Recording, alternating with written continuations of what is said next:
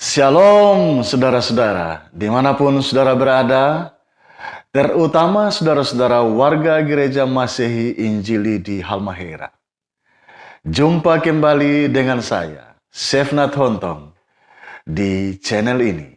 Semoga saudara semua dalam kondisi sehat di dalam berkat kasih Tuhan. Selamat hari ulang tahun Gereja Masehi Injili di Halmahera yang ke-73 tahun. Semoga di hari ulang tahun yang ke-73 ini, Gemih dan warga Gemih tetap menjadi saluran berkat Tuhan bagi masyarakat di Maluku Utara, Indonesia, dan dunia ini. Saudara-saudaraku, di kesempatan yang penuh dengan kebahagiaan ini, dalam rangka memperingati hari ulang tahun Gereja Masehi Injili di Halmahera yang ke-73 tahun, dan sekaligus merayakan syukur Hari Raya Pentakosta di tahun 2022 ini, saya ingin berbagi firman Tuhan yang nantinya akan dipikirkan dan renungkan bersama pada perayaan syukur Hari Raya Pentakosta dan sekaligus syukur hari ulang tahun Gereja Masehi Injili di Halmahera yang ke-73 di hari Senin 6 Juni tahun 2022. Sebagaimana yang sudah saya bagikan kepada saudara semua, baik para pelayan khusus maupun warga jemaat, melalui akun YouTube pribadi ini, yaitu dalam surat Korintus pasal 2 ayat 1 sampai dengan ayat yang ke-16. Nah, saya tidak akan membacakan bagian itu dan meminta agar saudara-saudara semua membacakan bagian itu. Kesempatan ini saya hanya memberikan beberapa catatan penting berkaitan dengan teks tersebut. Catatan yang pertama, saudara-saudara, harus kita akui dan harus kita katakan secara jujur bahwa apa yang dialami oleh jemaat Korintus itu beda tipis atau bahkan hampir mirip dengan kehidupan menggereja di Gereja Masehi Injili di Halmahera.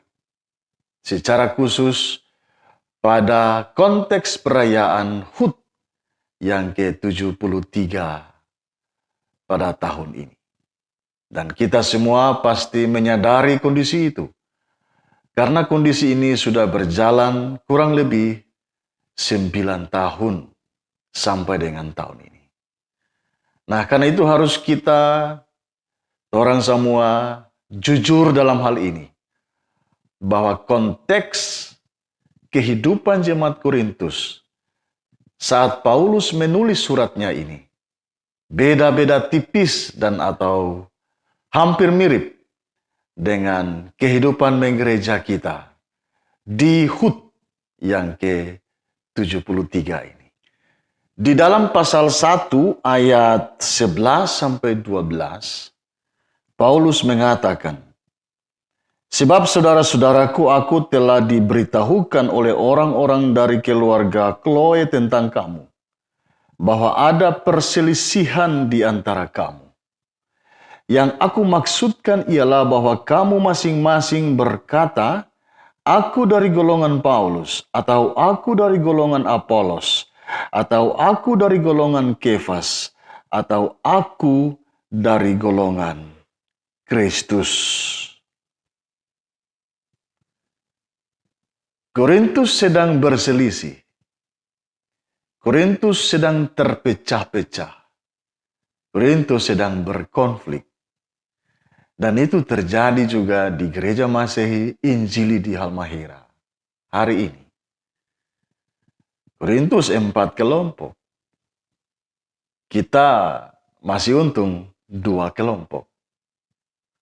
Tapi konteks perselisihan, konteks perpecahan dan konflik itu ada juga, sedang kita alami dan kita rasakan. Seperti yang dialami dan dirasakan oleh jemaat di Korintus. Saudara-saudara, kalau kita belajar dari konteks konflik Korintus, harus kita katakan bahwa konflik itu tidak gampang. Konflik itu tidak sederhana. Sebagai sebuah kota metropolitan yang penuh dengan dinamika dan pertumbuhan ekonomi, sosial, politik, dan budaya. Tentu konflik Korintus memberi warna tersendiri bagi pergumulan sebagai persekutuan jemaat. Dan hal itu juga terjadi dengan konteks kehidupan Gereja Masehi Injili di Halmahera. Sebagai bagian dari dinamika dan perubahan sosial di Halmahera dan Maluku Utara. Dengan pertumbuhan ekonomi, sosial, politik, kebudayaan, tentu memberi warna tersendiri bagi kompleksitas pergumulan hidup menggereja kita. Karena itu saudara-saudara, kita tidak bisa anggap remeh atau anggap enteng, atau bahkan membuat sederhana konflik gereja kita ini. Sangat kompleks. Dan karena itu kita harus berhati-hati. Seperti Paulus dijelaskan dalam ayat 1 sampai dengan ayat yang kelima. Paulus begitu hati-hati dan juga serius dan sungguh-sungguh menghadapi realitas konflik Korintus. Ini jadi pelajaran bagi kita. Kita juga harus berhati-hati, serius menghadapi konflik di gereja kita. Karena konflik ini tidak sederhana. Konflik ini tidak gampang, sangat kompleks. Karena dibentuk oleh berbagai hal yang ada di sekitarnya. Kalau saya mau menyebutkan ini bukan satu titik saja yang membentuk konflik kita. Konflik kita seperti konflik Korintus dibentuk oleh banyak titik-titik pemicu sehingga begitu kompleks konflik itu. Malah kita sudah 9 tahun ada dalam problematika titik-titik pemicu konflik itu. Sehingga memang kita jangan terburu-buru untuk membuat sederhana konflik ini. Nah, sikap Paulus menghadapi konflik Korintus harus menjadi sikap kita. Berhati-hati, tetapi serius dan sungguh-sungguh. Di dalam ayat 1 dan ayat yang ketiga, Paulus katakan, demikian pula ketika aku datang kepadamu saudara-saudara, aku tidak datang dengan kata-kata yang indah atau dengan hikmat untuk menyampaikan kesaksian Allah kepada kamu. Lalu ayat yang ketiga, aku juga telah datang kepadamu dalam kelemahan dan dengan sangat takut dan gentar. Itulah sikap hati-hati, tetapi juga serius dan sungguh-sungguh yang dinampakkan oleh Paulus dalam menghadapi realitas konflik Korintus. Dan ini harus menjadi sikap kita juga. Nah, saudara-saudara, hal yang menarik dari bagian ini, ayat 1 sampai dengan ayat yang kelima ini, adalah tujuan yang mau dicapai oleh Paulus dengan sikap hati-hati, serius dan sungguh-sungguh itu. Antara lain, dia bertujuan agar jemaat di Korintus terbangun imannya dengan cara menghindari hikmat manusia dan menggunakan kekuatan roh atau kekuatan Allah. Dalam ayat 4 dan ayat 5 dia katakan, baik perkataanku maupun pemberitaanku tidak kusampaikan dengan kata-kata hikmat yang meyakinkan, tetapi dengan keyakinan akan kekuatan roh, supaya iman kamu jangan bergantung pada hikmat manusia, tetapi pada kekuatan Allah. Saudara-saudara, bagi saya ini sangat keras. Mengapa Paulus dengan gamblang dan jelas mempertentangkan hikmat manusia dengan kekuatan roh atau kekuatan Allah atau hikmat Allah itu? Mengapa Paulus begitu melecehkan hikmat manusia? Mengapa Paulus melawan hikmat manusia? Apakah hikmat manusia itu begitu jahat? Apakah hikmat manusia itu begitu buruk? Sehingga dalam bagian ini sungguh-sungguh Paulus mempertentangkannya dengan hikmat Allah atau kekuatan roh dan kekuatan Allah. Nah, tentu bukan begitu maksudnya. Ini sangat kasuistik dan khusus terjadi dalam konteks jemaat di Korintus. Pada waktu itu, saudara-saudara, hikmat manusia dan atau filsafat Yunani yang tumbuh subur di dalam pemikiran dan pergaulan serta komunikasi masyarakat di Korintus itu memang sungguh-sungguh melawan pemberitaan Injil Yesus Kristus yang dikabarkan oleh Paulus.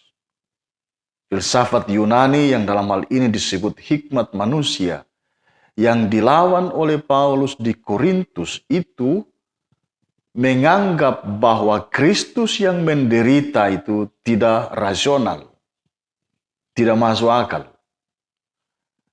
Itu omong kosong. Hikmat manusia dalam konteks itu yang dilawan dan dibantah oleh Paulus karena bertentangan dengan Injil Kristus yang dikabarkan oleh Paulus. Seperti yang terlihat dalam pasal 1 ayat 22 dan seterusnya. Orang-orang Yahudi menghendaki tanda dan orang-orang Yunani mencari hikmat. Tetapi kami memberitakan Kristus yang disalibkan. Untuk orang-orang Yahudi suatu batu sandungan. Dan untuk orang-orang bukan Yahudi suatu kebodohan. Tetapi untuk mereka yang dipanggil baik orang Yahudi maupun orang bukan Yahudi, Kristus adalah kekuatan Allah dan hikmat Allah.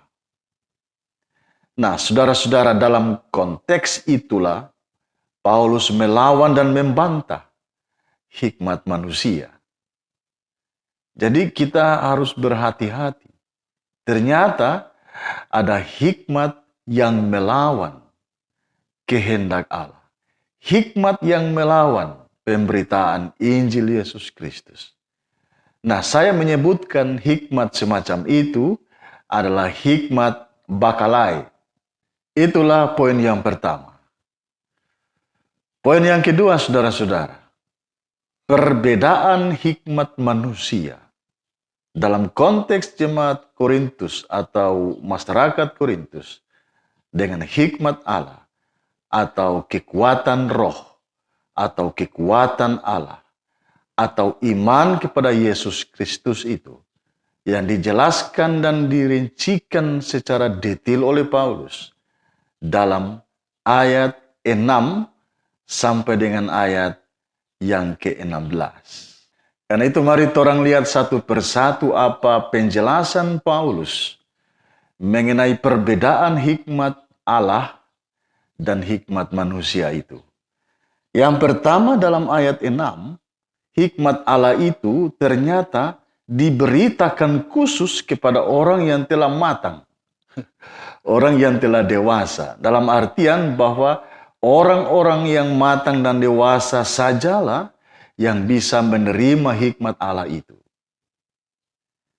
Lalu ayat yang ke-7 menunjukkan kepada kita bahwa hikmat Allah itu sudah ada sejak dunia diciptakan.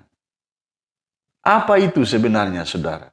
Itulah tujuan Allah menciptakan manusia dan ciptaan yang lain. Memuliakan Allah. Memuliakan Allah di dalam Kristus maksudnya. Nah, itulah hikmat Allah. Orang yang percaya, yang menyambut Kristus sebagai Mesias, dia memiliki hikmat Allah.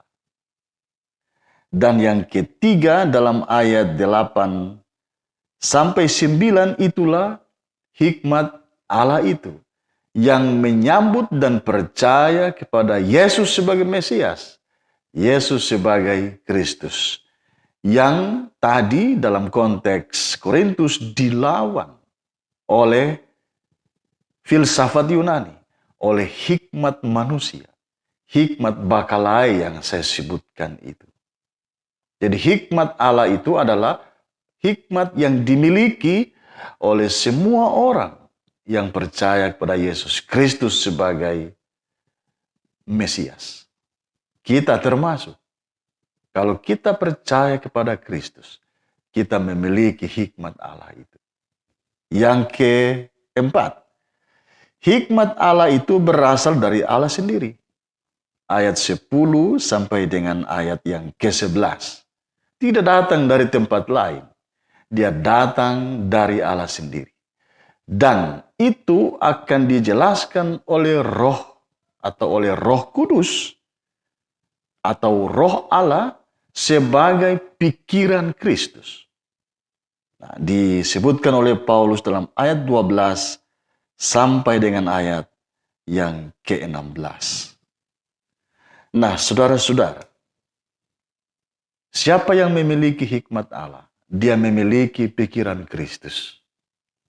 Apa itu pikiran Kristus? Nah, banyak sekali dalam catatan Alkitab Perjanjian Baru mengenai pikiran Kristus. Saya menyebutkan kurang lebih 3 hal saja. Pertama, itu terkandung dalam Matius 5 sampai 7. Khotbah Yesus di bukit yang kemudian diberi kesimpulan menjadi ayat emas yang kita sering kenal. Apa yang kita ingin orang lakukan kepada kita, lakukanlah itu juga kepada mereka. Itulah pikiran Kristus. Termasuk kita mengasihi orang yang membenci kita, mengampuni orang yang berlaku salah kepada kita, dan seterusnya. Pikiran Kristus juga dicatat oleh Yohanes dalam pasal 13, ayat 31 sampai 35, mengenai perintah yang baru. Nah, saya ingin mencatat ini karena menarik, saudara. Mengapa Yesus mengatakan perintah baru? Karena orang Yahudi atau orang Israel itu setiap hari mengasihi Tuhan. Tapi setiap hari juga dia membenci sesamanya. Jadi perintah lama itu mengatakan tidak apa-apa.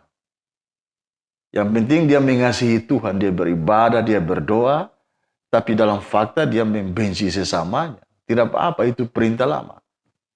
Yesus mengatakan perintah baru karena selain kita harus mengasihi Tuhan, kita mengasihi sesama. Mengasihi sesama itu wujud nyata dari kita mengasihi Tuhan. Nah, karena itu Yesus mengatakan, aku memberikan perintah baru kepadamu, yaitu kasihilah sesamamu manusia yang membenci kamu itu. Nah, ini pikiran Kristus. Yang terakhir, saudara-saudara, sebagai orang Halmahera, kita mengerti dan paham betul mengenai de madutu oka. Artinya ada tuan di suatu wilayah, di suatu tempat, ataupun di suatu ruang tertentu. De madutu oka. Di situ ada tuannya. Ini orang Halmahera punya pandangan. Dan saya memikirkan pandangan sebagai orang Halmahera ini harus kita wariskan. de Madutuoka.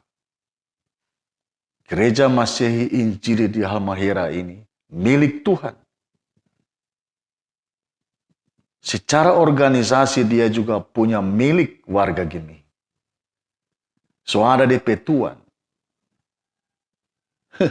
So ada.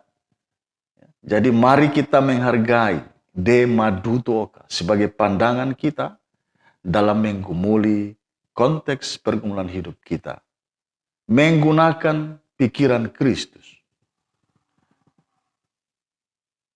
De Madutuoka itu juga salah satu bagian dari pikiran Kristus. Di mana kita menghargai dan mengasihi sesama dan seluruh yang dimiliki oleh sesama itu. Nah, saya mau menyebutkan bahwa ini adalah hikmat damai. Pergunakanlah hikmat damai itu. Pikiran Kristus itu untuk menghadapi dan menyelesaikan kompleksitas konflik gereja Masehi Injili di Halmahera. Jangan kita pakai hikmat Bakalai.